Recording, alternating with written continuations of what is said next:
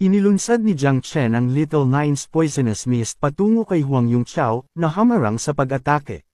Napakalakas ng ambon kaya hindi lamang nito hinarangan ang pag-atake kundi nabasag din ito, at nagsimulang sumulong patungo sa kanya. Habang lumilipad si Huang Yongchao sa himpapawid, nilapitan siya ng Poisonous Mist. Habang hawak ang busog gamit ang isang kamay, nagsimula siyang tumingin sa paligid at nang makakita ng lason, hindi niya maiwasang mataranta dahil sinabihan siya na si Jiang Chen ay nasa uri ng lumikha.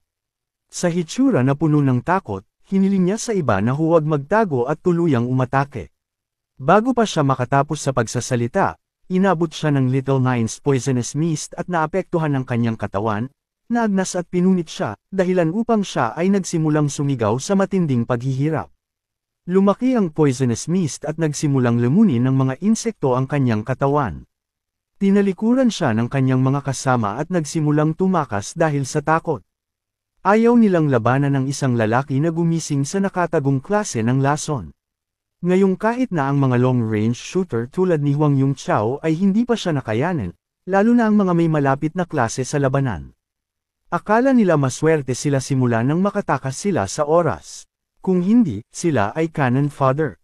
Sa loob ng ilang segundo, nagsimulang lamunin ng mga insekto ang katawan ni Huang Yongchao. Si Jiang Chen, na nakatayo sa tabi niya, ay kinokontrol ang kayag ng mga insekto. Kasabay nito, sa observation room ay pinapanood ni Yang Guang at Gu Kaitian ang lahat ng nangyayari sa kampo sa pamamagitan ng ilang mga kamera. Sinimulan ni Gu Kaitian na tingnan si Jiang Chen at nang makita kung gaano siya kalakas, hindi niya maiwasang purihin siya nang mapansin na hindi lang siya nagkaroon ng creation class, kundi mayroon ding poison class. Si Jiang Guang na nakatayo sa likuran niya, ay hindi makapagsalita. Sa isang nagulat na hitsura, nagsimula siyang magtaka kung paano posible na si Jiang Chen ay pumatay ng napakabilis ng pangalawang pagbabagong kababalaghan.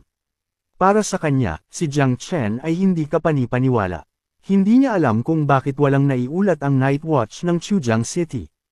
Habang siya ay malalim sa kanyang mga iniisip, si Gu Kaitian ay lumingon sa kanya at sa isang seryosong hitsura ay hiniling sa kanya na ipaalam sa iba at magdala din ng ilang Great Masters of the Spatial System dahil ito ay isang emergency na sandali. Kailangan nila ng paglipat anumang oras upang maiwasan si Jiang Chen na pumatay ng napakaraming tao. Nang marinig ang kanyang boses, nawalan ng ulirat si Yang Guang at tumugon ng may pagsang-ayon, nagpas siyang magpaalam kaagad. Tumalikod siya sa kanya, nagsimulang tumakbo, nagkayam ng mahigpit ang kanyang mga ngipin, at sa isang nag-aalalang hitsura ay nagpasya na samantalahin ang katotohanan na ang matanda ay hindi nagbago ng kanyang isip na umalis ng mabilis dahil kung ang mga kababalaghan ay talagang nagsimula ng isang massacre, kung gayon ang mga kahihinatnan magiging hindi maisip. Inilagay ni Gu Kaitian ang kanyang kamay sa ilalim ng kanyang baba, nagsimulang obserbahan si Jiang Chen at umubo upang makuha ang atensyon ni Yang Guang. Nang marinig ang kanyang boses, tumigil siya sa pagtakbo, lumingon na may nagulat na tingin at tinanong kung may problema. Sa kaibuturan, hindi niya alam kung pinagsisisihan ng matandang ito ang lahat ng ito. Inilagay ni Gu Kaitian ang kanyang kamay sa ilalim ng kanyang baba, nagsimulang tumingin sa kisame ng may nawalang tingin, at hiniling sa kanya na magdala ng 12 antas na mabangis na hayop at palayain ang mga ito ng hiwalay. Nag-utos din siya na ilagay ang advance flag sa mga mabangis na hayop. Lumingon si Yang Guang, nagbigay ng saludo sa militar, at may nalilitong hitsura ay tumugon sa isang naiintindihan. Hindi niya maiwasang medyo humanga dahil kahanga-hanga ang hakbang na ginawa ng matanda dahil sa ganitong paraan, ang mga demonyong yun ay maaaring mauna na lumaban para sa advance flag at maiwasan ang pananakit sa iba. Kasabay nito, pinalibutan ni Tang Ying, Bai Feng, at Xiao Beihan si Wu Shuang. Iginuhit ng tatlo ang kanilang mga sandata at naghanda sa pag-atake habang sa kabilang panig ay nagkrus siya sa kanyang mga braso. Ilang minuto na siyang kinakalaban ni Bai Feng at pagod na pagod. Inilagay niya ang kanyang kamay sa kanyang dibdib kung saan siya nagkaroon ng sugat at nagsimulang humihingal ng husto. Sinimulan siyang tingnan ni Wu Shuang at muling pinaalalahanan sila na kahit magsanib puwersa sila ay hindi nila siya matatalo. Hindi niya alam kung gusto ba talaga nilang mamatay. Tinuya niya sila sa pamamagitan ng pagtatanong kung maipagmamalaki nila matapos manalo sa isang laban sa 1 versus 3. Mahigpit na hinawakan ni Xiao Beihan ang espada, dahilan upang magsimulang maglabas ng malakas na asul na enerhiya ang talam. Nagsimula siyang tumitig ng mabuti sa kanya at ipinaliwanag na bagamat hindi marangal na manalo na may higit na mataas na bilang, hindi niya maiwasang makipaglaban sa mga taong hindi boring. Sa sandaling iyon, nagsimulang tumunog ang loudspeaker at inabisuhan ang lahat na si Huang Yongchao ay inalis ni Jiang Chen. Nang marinig ito, nabigla ang lahat dahil hindi sila makapaniwala na si Jiang Chen ang unang pumatay. Hindi tulad ng iba, nanatiling kalmado si Wu Shuang. Sa isang nag-aalalang hitsura, naisip ni Xiao Beihan na kahit na si Huang Yongchao ay may average na lakas, hindi bababa sa siya ay mabuti at nasa pangalawang pagbabago. Sa kampo na ito na puno ng mga henyo, kabilang siya sa nangungunang 50. Siya ay mas malakas kaysa kay Xiao Yuanwu ngunit napatay sa isang kisap mata. Tang Ying, na may hawak na ilang kutsilyo gamit ang kanyang mga daliri. Sa takot na hitsura ay naisip niya na hindi ito maganda dahil sinabi sa kanya ng kanyang tiyahin na si Jiang Chen ay level 26 lamang ng creation class. Hindi niya alam kung paano siya, isang taong nasa level 26, ay maaaring agad na pumatay ng isang taong nasa level 39 mula sa combat class. Kahit na siya, isang assassin, ay hindi maaaring pumatay kay Huang Yongchao ng napakabilis. Si Bai Feng ay nagsimulang tumingin sa langit at may ngiti ay dumating sa konklusyon na sa pagkakataong ito ang kampo ng Tanjao ay puno ng mga nakatagong talento. Dinala ni Wu Shuang ang kanyang kamay sa kanyang mukha, nagsimulang tumingin sa kanila at may ngiti na nagtanong kung hindi nila haharapin ang isang eksperto tulad ni Jiang Chen. Hindi nila siya pinansin at naghanda na muling umatake. Ngunit bago sila makakilos, inabisuhan ng kampo ang lahat na 12 antas na mabangis na hayop ang ilalabas at bawat isa ay magkakaroon ng advancement flag. Ang bawat isa na nagtataglay ng advancement flag ay makakakuha ng karagdagang marka sa rangkang. Ang lahat ng kabilang sa nangungunang 10 ay makakatanggap ng gantimpala, na ang unang gantimpala ay 100 milyon. Nang marinig ito, tumalon si Xiao Beihan at ang iba pa at lumayo sa lugar. Si Wu Shuang, na nakakross ang mga braso, ay nagsimulang ngumiti. Nang makaalis na ang lahat, tumayo siya at naisip na binigyan sila ng Heavenly Blade King ng mga bagong laruan. Akala niya ay ayos lang ito at nagpas siyang makipagkumpetensya at agawin ang advance flag. Kasabay nito, nagsimulang tumingin si Jiang Chen sa isang tabi at hindi niya maiwasang magulat nang maalala niyang kakapasok lang nila sa kampo at ang unang pwesto ay makakatanggap na ng reward na 100 milyon. Para sa kanya, ang kahangahangang kampo na ito ay masyadong mapagbigay. Kung siya ang unang pumalit at nakakuha ng mga gantimpala at mapagkukunan, ang mga insekto ay makakapag-reproduce muli ng mas mabilis. Sa sandaling iyon, isang higanting bagay ang nagsimulang mahulog mula sa langit. Si Jiang Chen, na hindi kalayuan, ay naging alerto at nagsimulang magtaka kung ano ito. Isang higanting mutant beast na hugis lobo ang nahulog mula sa langit at dumaong malapit sa Jiang Chen. Ipinaliwanag ni Lu Sandao, na nasa tabi niya, na ang unang ferocious beast ay nahulog sa tabi nila.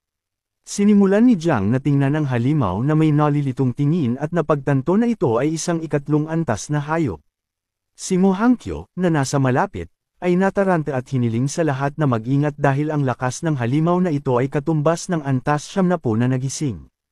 Unti-unti, nagsimulang tumayo ang halimaw.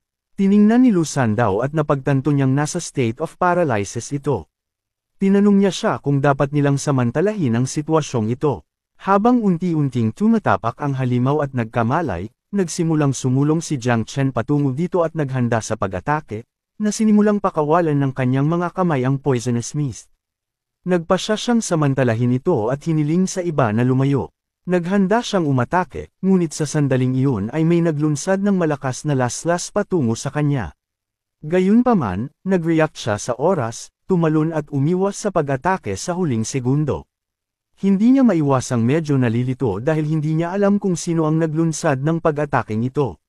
Makalipas ang ilang segundo, damapo siya sa lupa, mahigpit na nakakuyom ang kanyang mga kamao at nagsimulang magtaka kung ano ang nangyayari. Ang taong naglunsad ng pag-atake ay si Xiao Beihan. Nakatayo siya sa ibabaw ng ulo ng halimaw at hawak ang espada gamit ang isang kamay.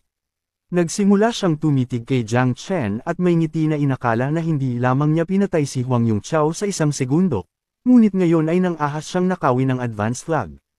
Inabot ni Jiang Chen ang kanyang kamay patungo sa kanya, pinakawalan ng Little Nine's poisonous mist at tinanong siya kung lalaban ba siya pagkatapos ay itigil ang lahat ng usapan na ito. Tumalon si Xiao Bihan at ginamit ang pamamaraan na tinatawag na Heaven and Earth Wind Dragon Slash. Naglunsad siya ng isang malakas na laslas patungo sa kanya na nagsimulang sirain ang lahat ng bagay sa landas nito.